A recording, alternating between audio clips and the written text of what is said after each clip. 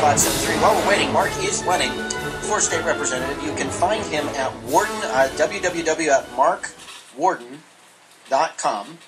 He is in his first term, and he has decided that he is going to take on the challenge of a Floatorial district. He will not only represent the town of Goffstown, where he lives, and the town of Ware, which he currently represents, but add to that now the town of Deering, and joining us is Mark Warden. Good morning, Mark. Good morning, Rich. All right, sorry for the confusion there. Well, I like the fact that they cleared the line. Like, watch out, Mark's calling in. Let's make room for him. So, that's I appreciate it. that. We Hey, all have schedules and calendars to keep, so hopefully Sheriff Hilliard from Merrimack County, who's supposed to call in at 8:30, will be back with us then. All right, so Mark, you are currently representing the towns of Goffstown and Ware. Of course, with the redistricting, now Goffstown is a big boy town. It has its own representatives. But you're running for a Floatorial, which will... Why are you taking on the Floatorial? Well, there are a couple different reasons for that, but I looked at the landscape, the political landscape for these towns, and realized that I already had quite a bit of support both in Ware and in Goffstown. So I talked to the other candidates from Goffstown, and we kind of had a plan on what we thought might work, and I didn't mind stretching out the area to campaign in because I have a fairly flexible schedule with my real estate business. So I figured it was a natural. I know some people in Deering as well, and it worked out fine. So I don't have an opponent in the primary, but there will be three of us from three different parties in the general election in November. So, Mark,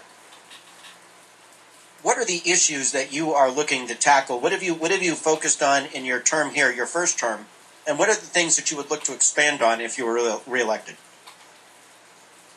I'm a big fan of what the House and Senate did this past year with the budget.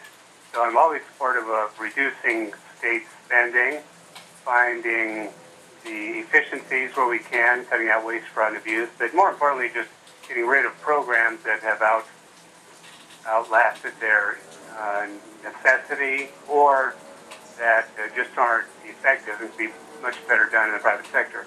But that said, I'm not on the budget committee. So the way it works is that there are people on the finance committee and the Ways and Means committee really drill down into the expenditures there. And by the time it gets to the House floor, there's really no input that we can do. Those guys, like Ken Hawkins and others, spend 2 to 3 months in the first year of the term working on the budget. So first of all, I'm supportive of any effort to reduce state spending. I think we can afford to responsibly reduce that a little bit more.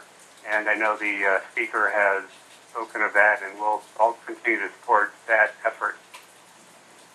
Hey, Mark, this is Mike Ball. I wanted to ask, we had a lot of successes in this last legislative term, and then there were some disappointments. From your perspective, what's the thing that you'd like to see that we did not get accomplished, be back on the docket and try to attack this next time? I appreciate that, Mike.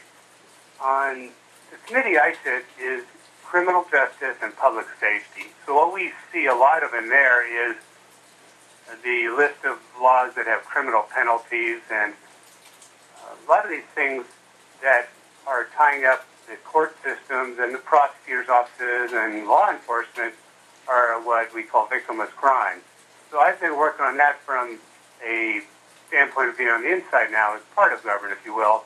Say, okay, where do we need to focus the efforts of law enforcement, and where should we be, maybe looking towards other types of treatment, let's say, whether it's chemical addiction treatment or psychological treatment, instead of just locking people up and throwing away the keys. So one thing that I've always been interested in is the victimless crime part of our statutes, and I think there's a way to responsibly roll those back, keep people in their jobs and taking care of their families instead of putting them in jail cell for behavior that maybe isn't harming anybody else, but is found offensive to some people. So that's one area. And of course, the other areas we want to look at are the health and human services. That's the biggest part of the budget. And there are a number of welfare programs that I think need to be modernized, updated, and pared back so that it's not such a burden on the taxpayers. Mark, when you say victimless crime, what sort of do you have in mind there that you would seek to change their legal status? Okay, there are a number of them, but certainly there are some, for example, white-collar crimes where there may be a victim, but where restitution maybe is more proper than putting somebody in jail for 6 months or a year, because then the victim is victimized twice. Once when he gets defrauded, and secondly, we have to pay to keep somebody in jail. There also are crimes against the state where people, for example, don't fill out the right forms, or they didn't comply with the regulation. They get hit with fines, or sometimes jail time. Those things, there's no victim, and they should, again, not be penalizing the taxpayers to incarcerate those people. But, of course, the most popular one that has seen bipartisan support among Republicans and Democrats is possession of small amounts of marijuana. So the use of cannabis by people for personal use has no victim, nobody's being harmed, yet there's an amazing amount of resources, financial and personnel and otherwise, that go into fighting this supposed war on marijuana users in New Hampshire. Now, Mark, when you're out there on the campaign trail and knocking on doors and explaining who you are and the accomplishments of the legislature and things that you were involved in, what are some of the accomplishments that are having the greatest impact? The things you're getting responses back from the voters out there. Are they saying, "Yeah, I'm really glad you guys accomplished, fill in the blank"? What is the thing you're hearing that people are happiest about of what went on in the last legislature? Taxes is really the biggest issue that I hear about from people in the district. We have fairly high taxes and property taxes here in Goffstown, and Ware is getting up there also. And so people realize that there are certain functions of government they feel are essential, but they don't feel they're getting a good value for their dollar. So that's what they are saying to me. "Hey, Mark, way to go, you guys. You guys cut the budget. You repealed some of those ridiculous tax and fee increases the Democrats put in for 2 terms. Keep it up. Let's go a little further." I have to go, "Hey, are you way better off now than you were in 2006? They say, "No, we were doing fine back then." So to roll back to the spending levels of 2006, 2005 is not going to hurt anybody, but rather it's going to free up the marketplace, and those dollars, instead of being spent on taxes and big government programs, will be invested back in the private sector, and that's, in fact, where jobs are created.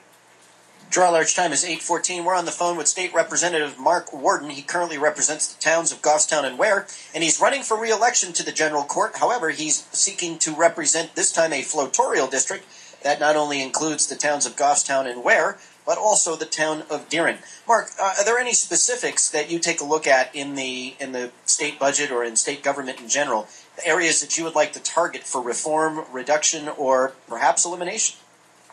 Well, the 2 big areas of spending are education and health and human services. And most of your listeners know that both of those agencies or those departments receive a lot of federal monies. So it's not. Isn't it interesting that the biggest areas of government involvement and cost are also the biggest areas of problem in the society? That's exactly right. But those departments thrive on money, and they, in fact, like to see these problems in the society. It's sort of a twisted motivation for these people, right? The more people act badly, the more people are unemployed, the more people that need their help, the better it is for them. So what I do bring to the table here is more of a skeptical view of government. Even though I'm inside it now, I think the voters need to be represented by somebody who is cynical and realizes that government is not the answer to every little perceived problem we have in society. Indeed. Mark, if people want to learn more about you or your campaign, how can they best do that? Best place to start is on Facebook. I have a Mark Warden for State Representative page on Facebook. And also they can visit my website directly, which is markwarden.com. That's Mark with a K and Warden like prison warden. which government would like to put us in jail? Probably all of us, right? Well, if they would, and I just want to share with you and the others that I think government's too big. I really do think we need less government, less regulation on businesses and people's personal lives. You know, people in New Hampshire are Yankee conservatives. They know what to do. They use common sense. But it seems like all that common sense goes out the window when people go in the door of the State House in Concord. So I feel myself as an outsider. You guys were talking earlier about how the Tea Partiers are going against the establishment. And I feel like I'm one of the small guys. And I hope the voters will see that too, because when I talk to voters in the door and in the grocery store and everywhere else, they just say, hey, leave me alone. I know I have to take care of my family, my business, my yard, my house. You guys get out of our way and let this economy thrive. All right, Mark, thank you for joining us here this morning on Girard at Large. That segment was brought, and thank you for your public service. It's Mark Warden, W-A-R-D-E-N, Mark with a K, Warden, as in prison warden, .com to learn more. Thank you for joining us here this morning, Mark.